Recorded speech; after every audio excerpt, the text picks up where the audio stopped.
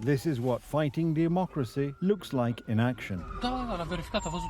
Public enemy number one of the Romanian establishment has been detained by police. Georgescu was on his way to register his candidacy for the repeat presidential election due to be held in early May. He raised 300,000 signatures for him, and we were supposed to meet at 2 o'clock p.m.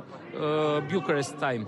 So at this hour we were supposed to meet. He was in traffic, and they took him out of his car and brought him here. Other people associated with the politician were also detained, and his properties were searched. Georgescu was taken to the Prosecutor General's office for questioning in connection with alleged Russian financing of his election campaign. The point is that both the media and the Romanian tax administration point in a different direction. It turns out that Moscow is not behind Georgescu's campaign, but the Romanian National Liberal Party, a member of the European People's Party political family. The liberals wanted to be against me, so they paid the campaign on TikTok for Mr. Georgescu. They don't have any proof that Mr. Georgescu had any finance from Russia. If they would have had any proof, they would presented it in December.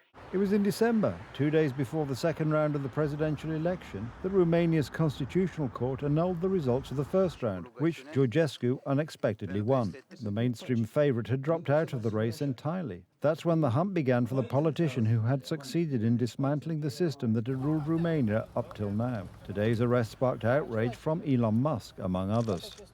They just arrested the person who won the most votes in the Romanian presidential election. This is messed up. Here, political sympathies have nothing to do with it. The annulment of elections on the basis of questionable evidence is an outrageous picture of the collapse of democracy in a member state of the European Union. Among other topics, the now famous speech by the US Vice President J.D. Vance in Munich was devoted to this. Now, I was struck that a former European commissioner went on television recently and sounded delighted that the Romanian government had just annulled an entire election.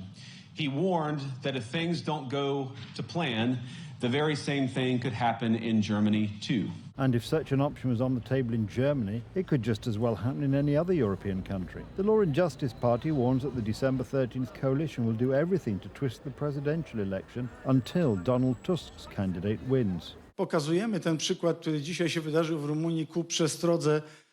We share this example that happened today in Romania as a warning to all our compatriots who are fed up with this violation of the law, how far these leftist elite from Brussels can go in their insolence. Nowadays, it is hard to imagine such a scenario, but just a dozen months ago, no one would have imagined strongmen to enter Poland's public TV station, the illegal takeover of the prosecutor's office, or the attempt financially to starve the opposition in defiance of the decisions of the State Election Commission. W Stanach Zjednoczonych mówi się too big to rig. In the United States, they say too big to rig, meaning only a big victory will combat a potential big rigging. So we are confident that the candidate supported by our environment will be able to win enough votes to make it difficult for even such bad people to rig these elections. It is worth remembering that the validity of Poland's presidential elections, according to law, is decided by the Supreme Court's Extraordinary Control and Public Affairs Chamber. The December 13th coalition has announced that it will not recognize its rulings.